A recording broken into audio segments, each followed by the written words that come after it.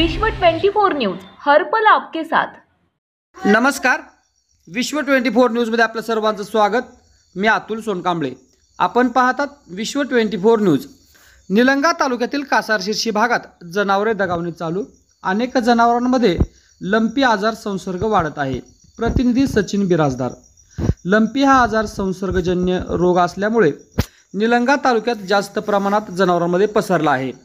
त्यामुळे तांबाळा गावातील अत्यंत गरीब कुटुंबातील राजाप्पा बडुरे राहणार तांबाळा हे रोज शेतामध्ये काबाड कष्ट करून कुटुंबाच्या गरजा पुरवतात।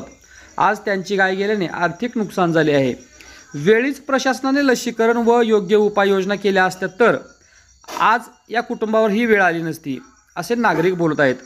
प्रशासन अधिकारी यांनी याकडे लक्ष देऊन उपाययोजना करणे गरजेचे आहे। आपण जर या चॅनलवरती नवीन असाल तर कृपया चॅनल लाईक करा, शेअर करा, कमेंट्स करा आणि सबस्क्राइब करून पाहत रहा विश्व 24 न्यूज, हर पल आपके साथ। राज्यातील महत्त्वाच्या आणि आपल्या भागातील ताज्या बातम्या पाहण्यासाठी आजच आमच्या विश्व 24 न्यूज चॅनलला YouTube वर सबस्क्राइब करा आणि बेल आयकॉन प्रेस करा।